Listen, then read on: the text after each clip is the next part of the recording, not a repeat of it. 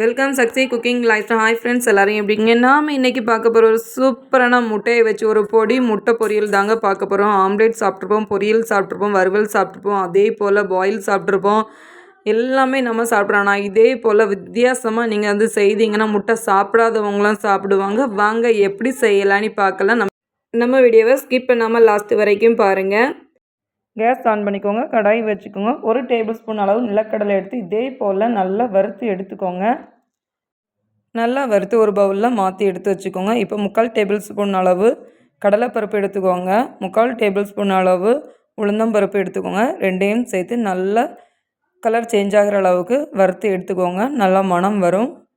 இப்போ பார்த்தீங்கன்னா colour change ஆகிடுச்சு. இப்போ பார்த்தீங்கன்னா 1/2 டேபிள் ஸ்பூன் அளவு முழு மல்லி சேர்த்துக்கோங்க. 1/4 டேபிள் ஸ்பூன் அளவு ஜீரகமும் இதோட சேர்த்துக்கோங்க. அடுத்ததில் பார்த்தீங்கன்னா நம்ம வந்து 3 பல் பூண்டு எடுத்து இதே போல் பொடிசு பொடிசாக கட் பண்ணி இதோட சேர்த்துக்கோங்க. இதையும் கொஞ்சம் நல்லா வறுத்து கொடுத்துக்கோங்க. ஒரு இனுக்கு கருவேப்பிலை இதோட சேர்த்துக்கோங்க.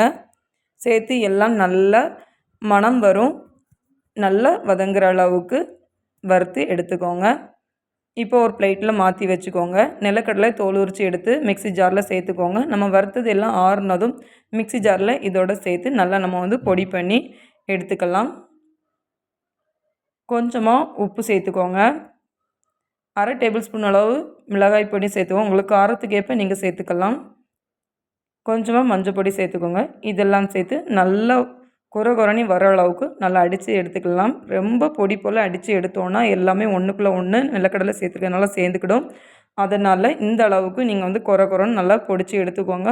மிக்ஸி ஜாரை சுற்றி பிடிச்சிருந்தால் லைட்டாக நீங்கள் வந்து அதை எடுத்து விட்டு ஒரு அடி விட்டிங்கனாலே நல்ல பெருன்னு நமக்கு இதே மாதிரி தனித்தனியாக பொடியாக கிடச்சிடும். இப்போ பார்த்திங்கன்னா 3 முட்டை நல்லா பாயில் பண்ணி எடுத்து வச்சுருக்கிறேன். இதே போல் நீங்கள் வந்து பீஸாக கட் பண்ணி எடுத்துக்கோங்க.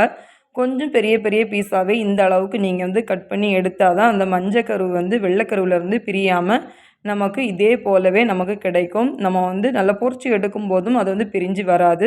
கேஸ் ஆன் பண்ணிக்கோங்க. ஒரு தோசைக்கல்லோ ஒரு கடாய் ஏதாவது நீங்கள் வச்சுக்கோங்க.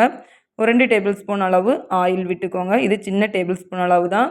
இப்படி நல்லா சுற்றி எல்லா இடத்துலையும் எண்ணெய் படும்படி சுற்றி விட்டுக்கோங்க. மீடியம் ஃப்ளேமில் இனி வந்து கேஸ் வச்சுக்கோங்க.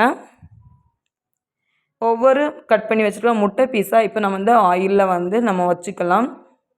நீங்கள் வந்து கேஸ் ஃப்ளேம் மீடியம் ஃப்ளேமில் வச்சுக்கோங்க. ஹை ஃப்ளேமில் வச்சிங்கன்னா நல்லா ஒட்டி பிடிக்கும். மீடியம் ஃப்ளேமில் வைங்க. அப்போ தான் நமக்கு வந்து நல்ல நிதானமாக பொரிஞ்சு கிடைக்கும்.